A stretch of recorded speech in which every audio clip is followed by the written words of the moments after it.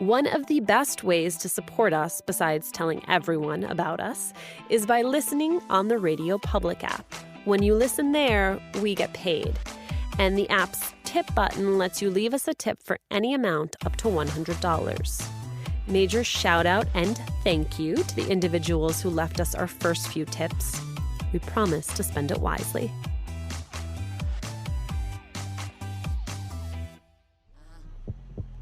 Assume nothing about Latasha.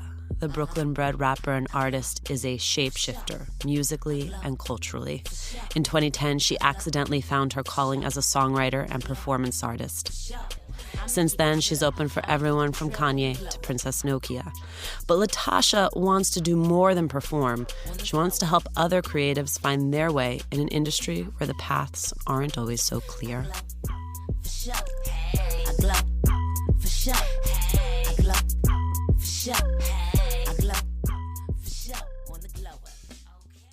Latasha, thanks so much for joining me. No problem. Thank you so much for that beautiful intro.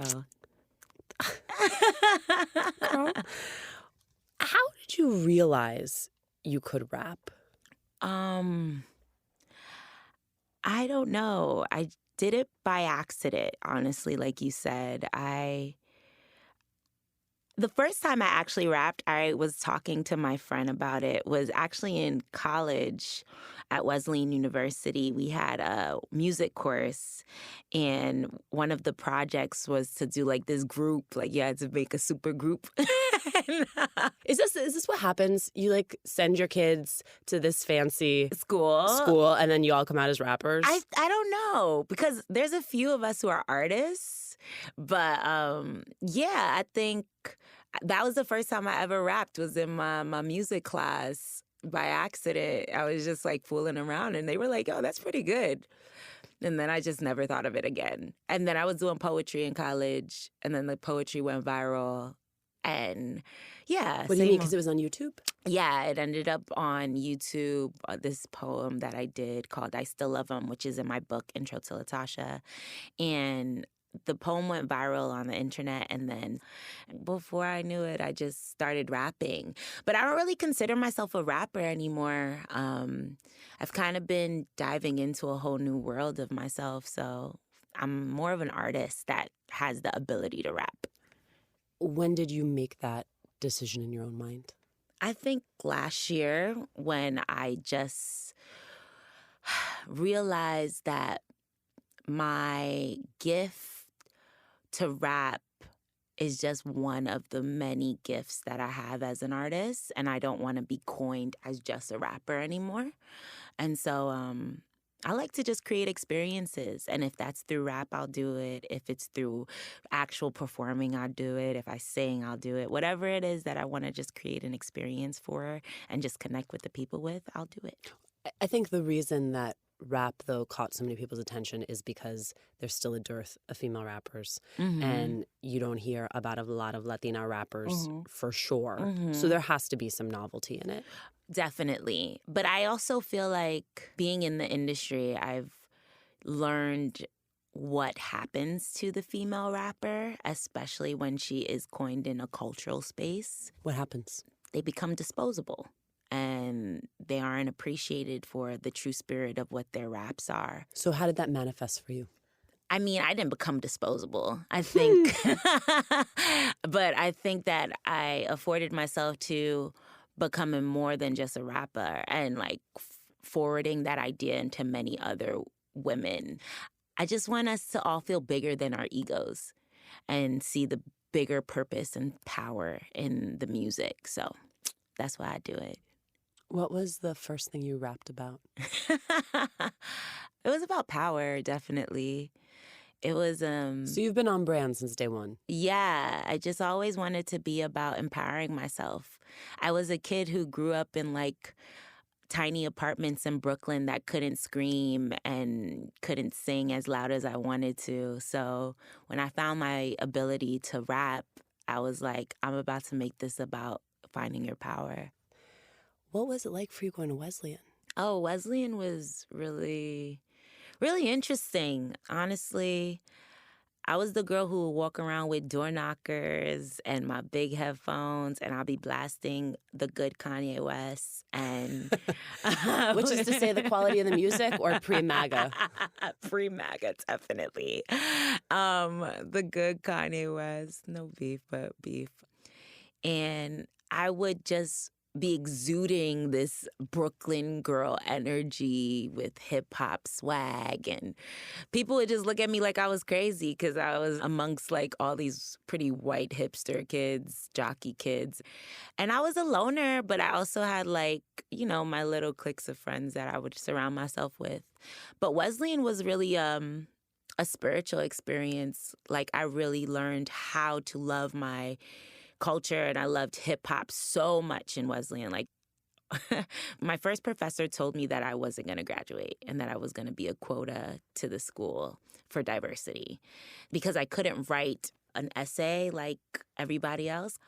And so I had to figure out and grasp a way to write that was true to me, but also like very clear for college essays. So all I wrote about was hip hop, because I knew hip hop. Like, I could tell you the back and front of hip hop. So once I started writing about hip hop, all of my essays became A's. And I was like, okay, there's something there. By my senior year, people started to look into my story more and were like really interested in this girl who was like so dedicated to hip hop and et cetera, et cetera. In a way where you felt like they were relating to you or consuming you? I think a little of both. There were some people that were definitely relatable, and then there were some people that were just like, oh, Latasha's so cool, and blah, blah. But, you know, you get over it. When's the first time you got paid for real? Oh, man, my commercial life was like buco bread. That's when I was like, yeah, this is what I'm talking about. And that was scary because I didn't even know, I didn't understand the energy of money yet. When I first started rapping, I was just doing it for the fun, and I didn't know like all the business parts of rap at all for like 3-4 years. So I'm releasing all this music for free, just for fun. But for energy, it brought so much to me. Then all of a sudden I'm getting like booked, like to do gigs. And I'm like, oh, snap, I could actually make money off of this. And are you doing those deals yourself or someone doing them for you? At some points it was people helping me, but now I'm managing myself completely. So yeah, it's a lot of work, but it's worth it. I would way rather be in control of my situation than have somebody else control it.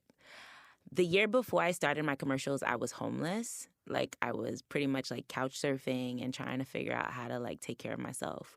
Then I got a residency with National Sawdust, and I was like their first hip hop artist there. And then right there, someone hit me up like, yo, we want you for some like commercial stuff. Can you come in and record some stuff? And I was like, what? And I never heard of like doing commercial gigs. So I started doing that, and I won Maybelline and Ulta Beauty's commercial gigs. And I was like, oh, I could like live off of this. Meaning you rapped in the commercial? Yes, I rapped and I write. I'm a songwriter too. So I songwrite and I rap on the commercials or sing or whatever they're asking for. Yeah, it's really crazy.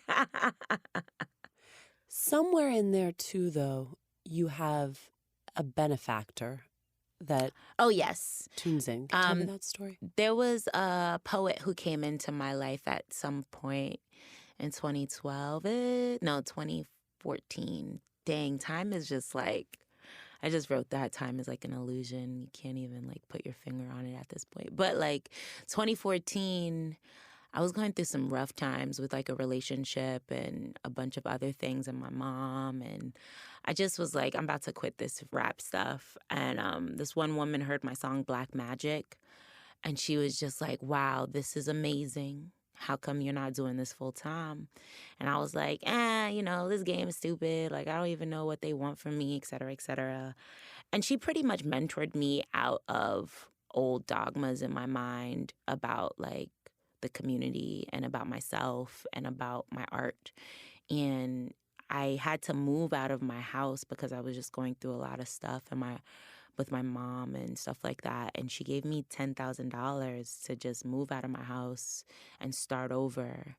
And then she like kind of disappeared out of my life. It was like an angel literally came into my life. So it was, when you say angel benefactor or whatever, angel donor, that was like real life. But my life is like that. I really believe that my life is all spiritually driven. And I have no clue how any of this happened. I just knew like I fell in love with a lot of things. I fell in love with hip hop. I fell in love with performing. I fell in love with creating. And I always say that God is love.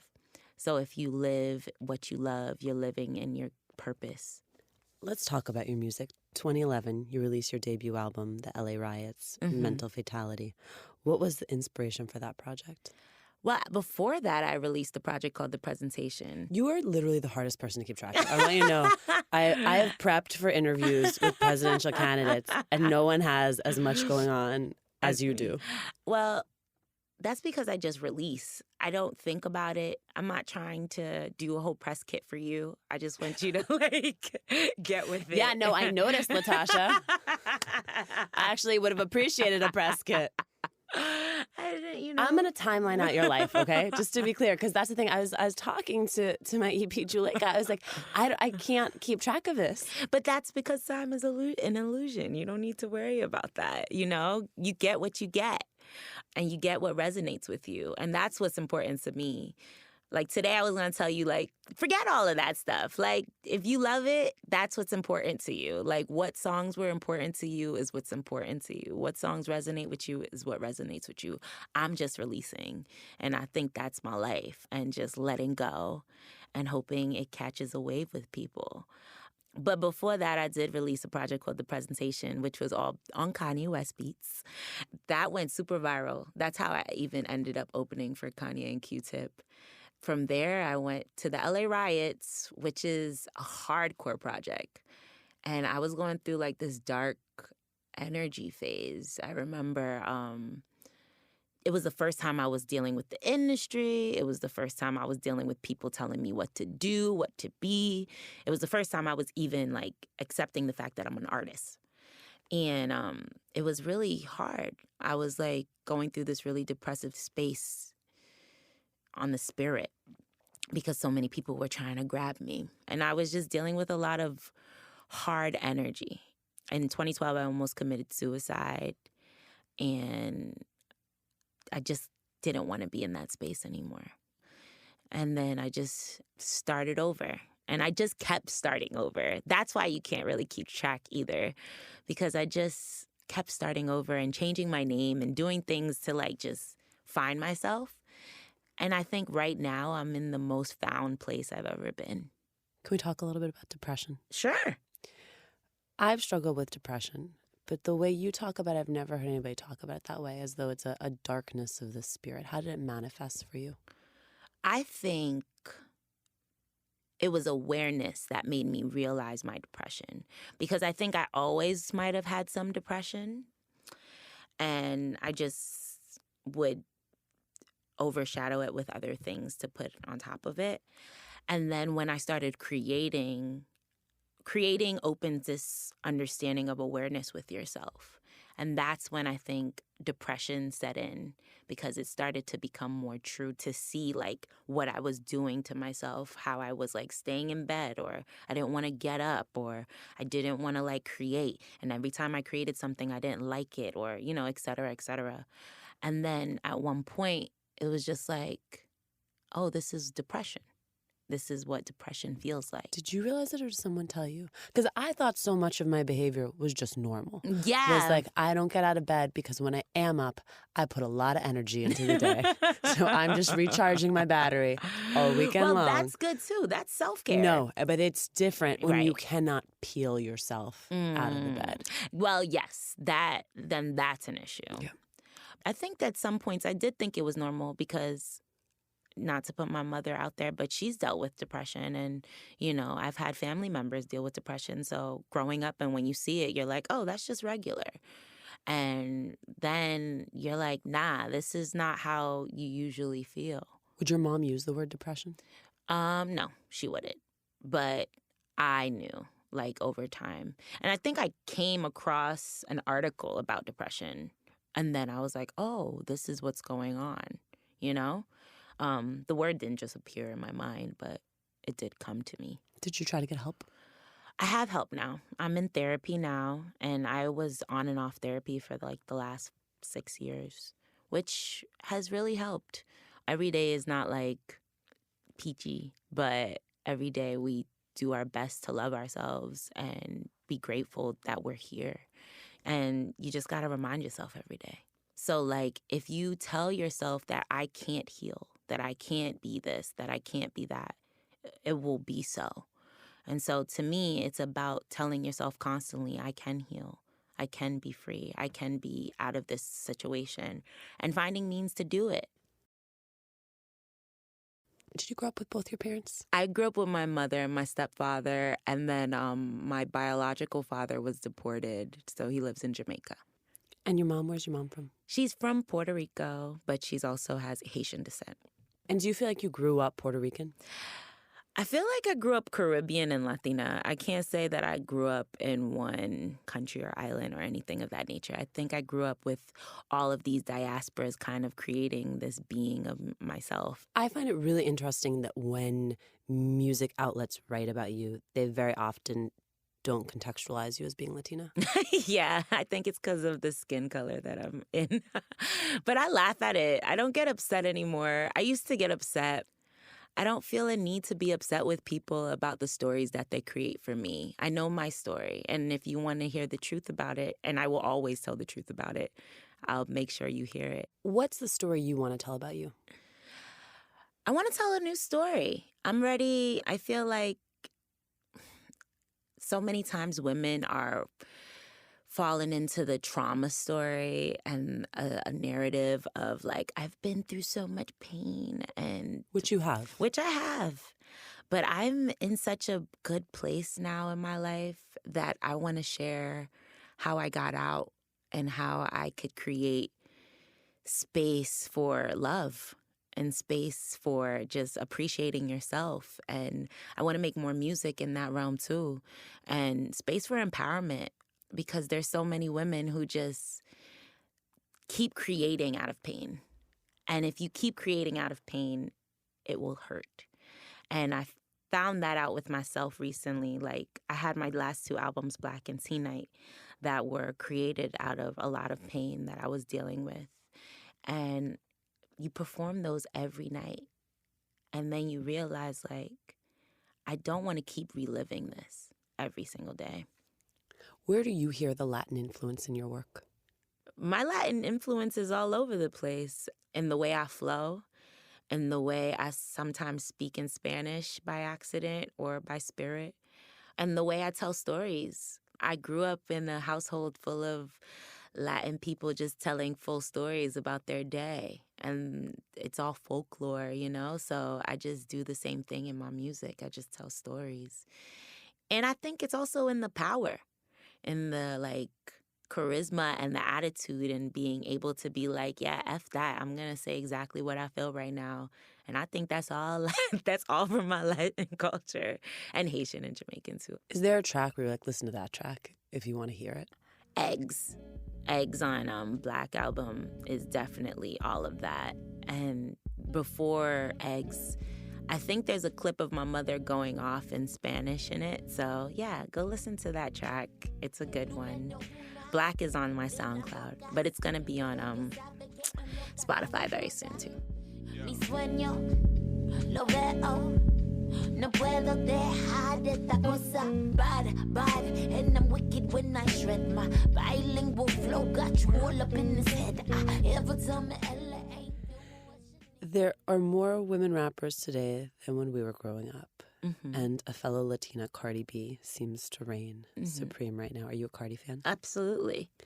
Do you think it's gotten any easier for women rappers? I don't know if it was ever easy or hard. I think everything comes with its challenges, definitely. Cardi definitely opened a lot of doors for people to see and, like, to reach and want to reach. I think when I started rapping, people didn't want to reach out to women at all. Or they judged us heavily, like to the point that you didn't want to be a rapper anymore. Judged you in terms of your look, your all of it. All of it. Your look, your lyrics, your charisma, your power, all of that. In 2014, you release BM Black Magic, and it makes the rounds on the internet. With the distance from that work, what do you see about it now that you didn't see when you were creating it? Oh, I see that I've always kind of been a prophet. I'm just so you know, I am believing it and buying it right here. Like, this was my conversion. Just you have something very special about you that I don't know if it'll be apparent in the recording, but it's apparent in the room. Oh, really? Thank you. And I can tell from the way you said thank you that I'm not the first person to tell you that. Like, no, I know. This is how I felt. Yeah.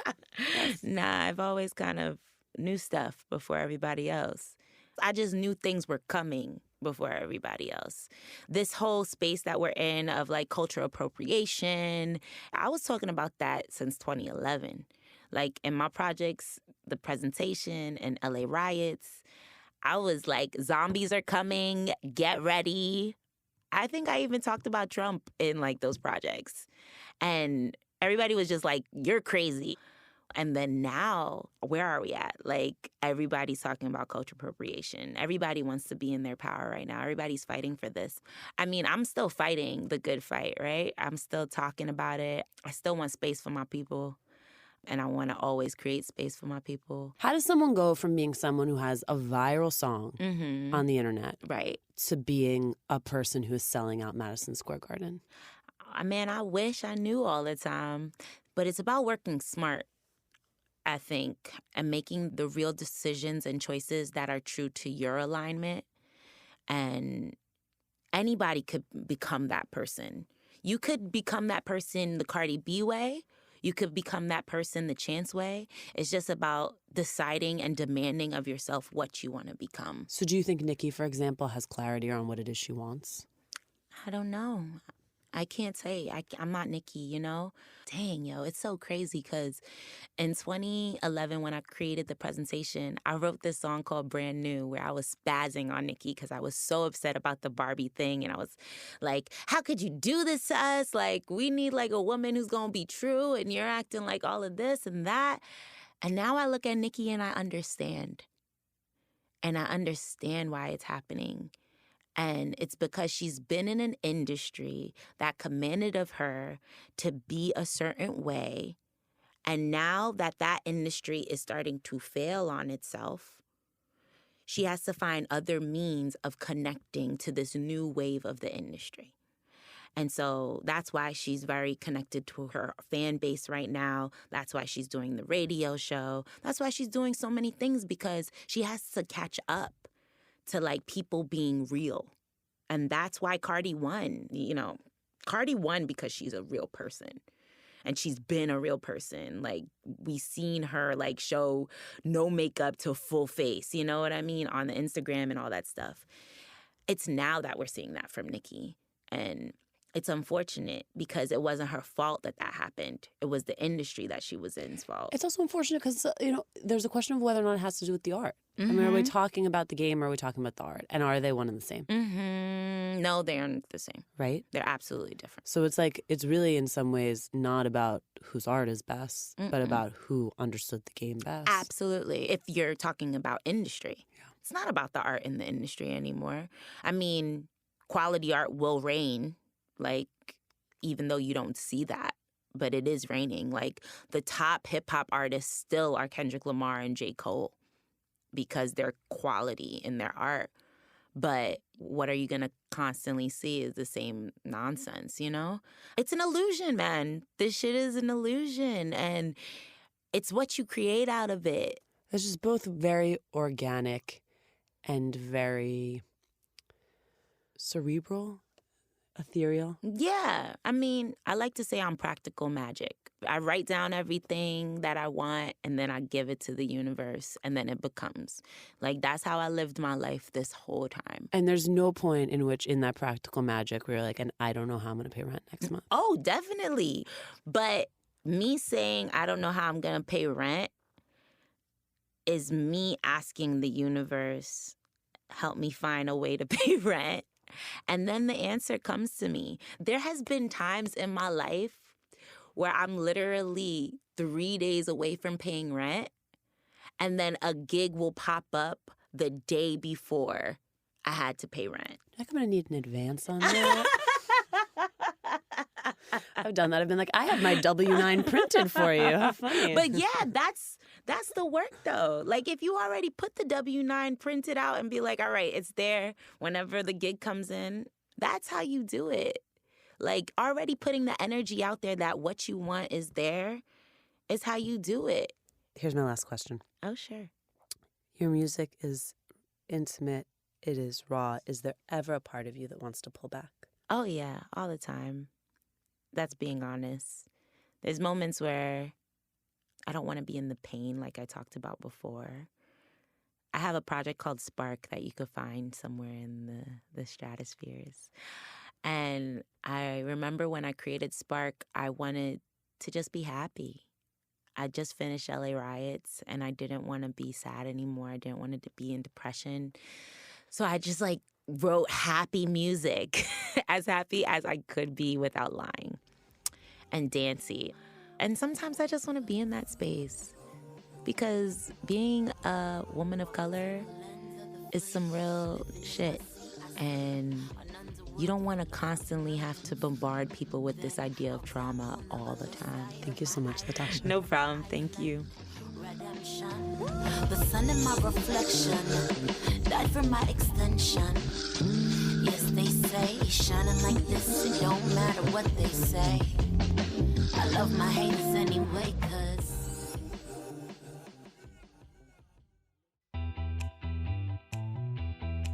Thanks for joining us today. Latina to Latina was originally co-created with Bustle. Now the podcast is executive produced by Lantigua Williams and me. Amita Ganacho was the sound designer on this episode. Email us at hola@latinatolatina.com. Send us ideas for guests or talk to us about what's on your mind right now. Remember to subscribe or follow us on Radio Public, Apple Podcasts, Google Podcasts, or wherever you're listening. And please leave a review. We love hearing from you.